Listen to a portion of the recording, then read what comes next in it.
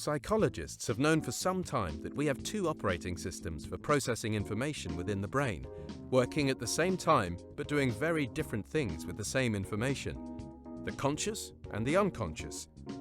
The conscious is part of our new brain, developed fairly recently. This is where most of the clever thinking goes on: problem solving, decision making. It is slow in operation, taking several seconds to process even basic information and to make decisions. It is very limited in processing power, just 8 bits of information at any one time, and it is driven by taught rules about how to do things and how to think. It relies on logically processing data. We believe that it is in control because in our lives we see all of the achievements of the conscious: technology, civil society, agriculture. The list goes on. The unconscious, on the other hand, is rarely seen working. It runs constantly and effortlessly in the background, handling all of our routine information processing, a sort of autopilot. Instead of being slow and data-driven, it is incredibly fact and intuitively driven. It is a processing method needed by our ancestors to make rapid survival decisions. Brain scan evidence shows it processes information in people in as little as 30 milliseconds, 10 times faster than our eyes can even process the person's face. It has much more processing power than the conscious, 200,000 times more. Psychologists say that what the brain fires together, it wires together. In other words, when it often sees two things occurring together, like women with children or women receptionists, it creates a strong neural connection in the brain, which it can use in the future. For example, when it sees women, it thinks children, and when it thinks children, it makes the connection to women. This is very convenient for the brain. It prevents it having to use the conscious to think about every new person or situation as unique. The brain makes these neural connections from the patterns we see in our lives, but also from the media we absorb and what the people we care about say, as well as our upbringing. Once wired, they are hard to unwire,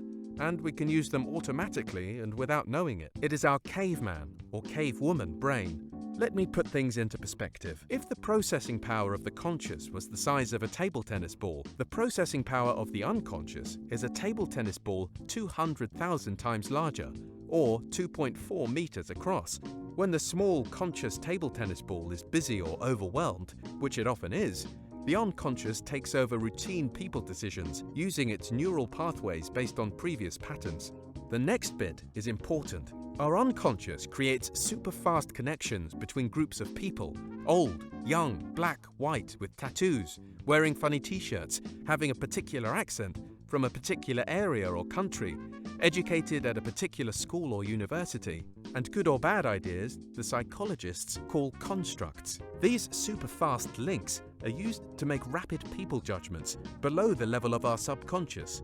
The conscious thinks it is in control, but the unconscious calls the shots and leaves the conscious to believe it is in control by rationalizing decisions the unconscious has already made. These super-fast people decisions are useful in making our lives run smoothly. Most of the time they are good enough, and our ancestors avoided the saber-toothed tiger or lion. But these days our people decisions result in real impacts on the lives of real people. Who gets the job? Who gets the most rewarding work? Who gets the best pay or bonus? And who gets promoted or fired? We tend to wire more positive connections for people who are like us, who look like us, sound like us, share our background, culture, and interests. That leaves people who are less like us not being treated as positively. Don't get me wrong, often these more positive wirings for people who are like us does not lead to obvious negative behavior towards people not like us.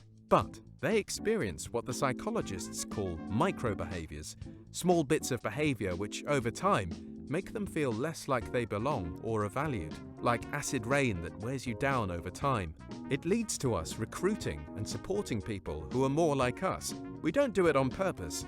We don't have a tick list reminding us to give slightly better treatment to people like us, but our unconscious leads us to do that unless we are careful. The bottom line is that we trust people for whom we have unintentionally wired positive connections. We give them jobs, give them the best work, allocate them to our teams, and say the right things about them when it matters. This doesn't make us a bad person. It makes us human. But when we make important decisions about people, we need to take extra care. If you are now asking, what can I do about it? You should watch our animated session where we offer some ideas, sometimes slightly weird ideas, on mitigating unconscious bias. Or watch our whiteboard animation on recruiting and how unconscious bias drives our decisions about who we employ, you can contact Dr. Pete by email, phone, and by Twitter.